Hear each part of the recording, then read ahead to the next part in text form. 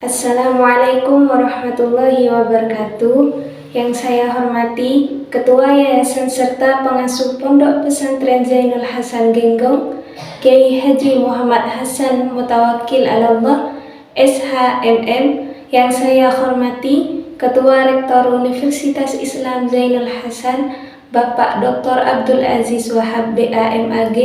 Yang saya hormati dosen pembimbing Bapak Imam Syafi'i MH, dan yang saya hormati dosen pembimbing Bapak Ahmad Ilzamul Hikam MPD, dan yang saya hormati serta saya sayangi kedua orang tua saya yang telah memberikan dukungan penuh kepada saya hingga saat ini.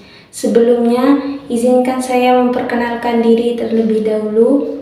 Nama saya Siti Zainab Baiduri, Prodi Tadris Bahasa Indonesia, Fakultas Tadris Umum. Di sini saya akan mempresentasikan proposal skripsi saya yang berjudul Bentuk dan Fungsi Deiksis dalam Film Sister Lila karya Kang Abai serta relevansinya dalam mata pelajaran Bahasa Indonesia kelas 8. Baik, dilanjut ke bab 1 pendahuluan. Pada bab 1, bagian latar belakang masalah, film merupakan salah satu karya sastra yang banyak diminati oleh kalangan muda maupun orang dewasa. Film Sister Lila merupakan salah satu karya dari Kang Abai, yang mana karyanya sudah banyak diminati oleh banyak orang. Nah, dalam penelitian ini, alasan peneliti mengkaji tentang deiksis yang ada pada film tersebut karena ketika peneliti menonton film tersebut menemukan terdapat macam-macam deiksis yang ada di dalamnya. Selain itu, peneliti memilih deiksis karena juga ingin membuktikan bahwa tuturan bisa diketahui maknanya jika sudah diketahui rujukannya, karena deiksis yaitu berbicara tentang rujukan suatu tuturan. Selain itu, peneliti juga menyatupadukan dan mengaitkan dengan mata pelajaran Bahasa Indonesia yang ada di kelas 8, yang mana di sana pada kompetensi 3.12 yaitu menelaah struktur kebahasaan teks ulasan yang ada pada film, cerpen, novel, dan lain sebagainya.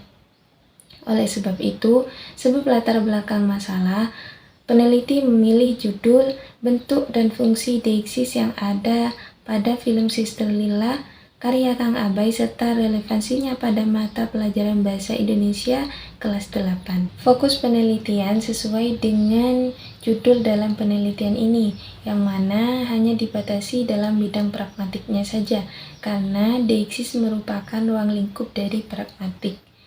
Objek yang diteliti dalam penelitian ini berupa film Sister Lila karya Kang Abai dan objek kajiannya tentang deiksisnya saja. Rumusan masalah pada penelitian ini berdasarkan latar belakang di atas. Yang pertama, bagaimana bentuk deiksis yang ada pada film Sister Lila karya Kang Abai. Yang kedua, bagaimana fungsi deiksis dalam film Sister Lila karya Kang Abai. Yang ketiga, bagaimana relevansi deiksis dalam mata pelajaran Bahasa Indonesia kelas 8. Adapun tujuan dalam penelitian ini yaitu yang pertama, untuk mendeskripsikan bentuk deiksis yang ada pada film Sister Lila. Yang kedua, untuk mendeskripsikan fungsi deiksis dalam film Sister Lila karya Kang Abai. Yang ketiga, untuk mendeskripsikan relevansi deiksis dalam mata pelajaran Bahasa Indonesia kelas 8. Manfaat teoritis dalam penelitian ini diharapkan dapat memperluas ilmu kebahasaan tentang pragmatik yang mengkaji tentang deiksis. Manfaat praktisnya yang pertama yaitu diharapkan bisa menjadi sumber rujukan atau referensi untuk penelitian yang sama. Yang kedua, diharapkan masyarakat siapa saja yang menonton film tersebut bisa mengambil nilai keislaman yang ada pada film tersebut. Penelitian ini tentunya bukan penelitian yang pertama kali dilakukan. Terdapat penelitian sebelumnya yang pernah mengkaji tentang deiksis pula. Yang pertama, penelitian yang dilakukan oleh Nafarin dan Listiarini yang berjudul Analisis Deiksis dalam Percakapan di channel YouTube Podcast Deddy Corbuzier bersama Menteri Kesehatan Maret 2020. Yang mana persamaannya dengan penelitian ini sama-sama mengkaji tentang deiksis yang ada pada tuturan. Perbedaannya terletak pada objek yang diteliti. Dalam penelitian ini berupa film, sedangkan dalam penelitian yang dilakukan oleh Listiarini berupa channel YouTube.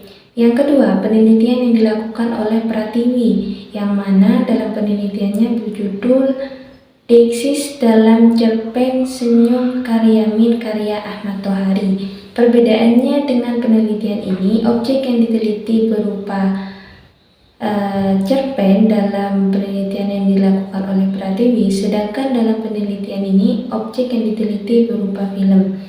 Penelitian yang ketiga dilakukan oleh Novitasari yang berjudul Deiksis Sosial dalam novel Laskar Pelangi. Persamaannya dengan penelitian ini sama-sama mengkaji deiksis yang ada pada tuturan tokoh. Perbedaannya terletak pada objek yang diteliti berupa film dalam penelitian ini, sedangkan dalam penelitian Novitasari berupa novel. Penelitian keempat yaitu dilakukan oleh Sylvia Haryanti Merente yang berjudul Deiksis dalam Film Cinderella Analisis Pragmatik. Perbedaannya dengan penelitian ini tidak sama-sama mengkaji tentang relevansi pada mata pelajaran bahasa Indonesia, sedangkan persamaannya dengan penelitian ini sama-sama mengkaji tentang deiksis dan sama-sama objek yang diteliti berupa film. Penelitian terdahulu yang kelima yaitu dilakukan oleh Novita Dwi Aryani yang berjudul Deiksis dalam Tajuk Rencana Harian Surat Kabar Tempo dan Relevansi pada Pembelajaran Membaca Intensif di SMP. Persamaannya yaitu sama-sama mengkaji tentang deiksis dan sama-sama mengaitkan dengan relevansi pada mata pelajaran bahasa Indonesia. Perbedaannya terletak pada objeknya. Dalam penelitian ini berupa film, sedangkan dalam penelitian yang dilakukan oleh Novita berupa surat harian kabar. Dilanjutkan ke bab 2 yaitu kajian teori dan kerangka konseptual. Kajian teori yang pertama yaitu pragmatik. Pragmatik menurut KBBI merupakan ketentuan-ketentuan berbahasa sehingga terjadinya komunikasi yang berlangsung dengan baik. Sedangkan menurut Aminuddin, pragmatik merupakan suatu ilmu studi yang mengkaji tentang makna tuturan yang dituturkan oleh penutur dan ditafsirkan oleh mitra tutur. Leach juga mengemukakan bahwa pragmatik digambarkan sebagai suatu ilmu yang mengkaji tentang makna tuturan, sedangkan semantik yaitu mengkaji tentang makna kalimat. Nah, secara sederhananya, pragmatik merupakan suatu bidang ilmu kebahasaan yang mengkaji tentang makna tuturan yang mengandung konteks. Kajian teori yang kedua yaitu deiksis. Deiksis menurut Jos Eule berasal dari bahasa Yunani kuno, dari istilah kata deiktikos yang mempunyai arti penunjukan secara langsung yang selalu berpindah dan berganti. Sedangkan menurut Putrayasa, deiksis merupakan bentuk bahasa yang berupa kata ataupun yang lainnya yang mempunyai fungsi penunjukan kepada sesuatu hal. Nah, secara sederhananya, deiksis tersebut ialah suatu kata atau ungkapan yang mempunyai rujukan selalu berpindah-pindah dan berganti. Nah, deiksis ini masih dibagi lagi menjadi 5. Yang pertama, deiksis persona, deiksis tempat, deiksis waktu, deiksis sosial, dan deiksis wacana. Kajian teori yang ketiga yaitu film. Film, seperti yang sudah banyak diketahui, merupakan salah satu karya sastra yang berwujud audiovisual. Sejalan dengan hal itu, Sirina berpendapat bahwa film bisa dilihat sebagai salah satu konten yang tertampil dalam layar besar, sehingga dapat meningkatkan imajinasi penikmatnya. Selain itu, film merupakan salah satu sarana baru bagi masyarakat untuk menonton suatu hiburan. Oleh sebab itu, film mempunyai nilai hiburan yang sangat tinggi. Secara sederhananya, film merupakan karya seni yang berwujud gambar yang bergerak, yang dapat dinikmati serta ditonton oleh banyak orang ataupun khalayak umum, yang berfungsi untuk menyampaikan amanat yang ada pada film tersebut. Seperti yang sudah peneliti sebutkan di latar belakang, bahwa peneliti mengaitkan penelitian ini dengan mata pelajaran Bahasa Indonesia di kurikulum 2013, yang mana film juga bisa menjadi media bahan ajar untuk siswa tingkat MTS kelas 8. Kompetensi yang berkaitan dengan hal ini yaitu terletak di kompetensi 3.12, yang mana menelaah struktur dan kebahasaan teks ulasan dalam film, cerpen, novel, dan lain sebagainya.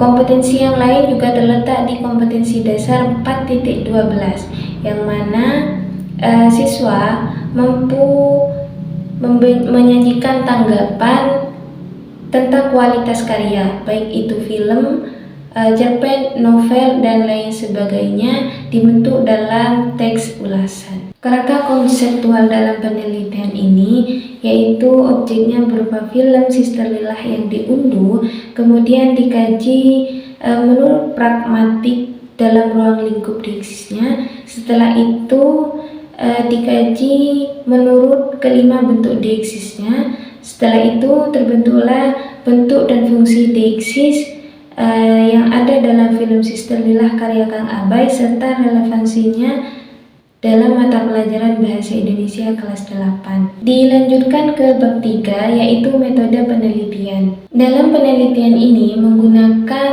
metode penelitian deskriptif dan pendekatan kualitatif. Menurut Moleong, penelitian kualitatif ialah penelitian yang mempunyai maksud untuk memahami suatu fenomena tentang sesuatu yang dialami oleh subjek penelitian.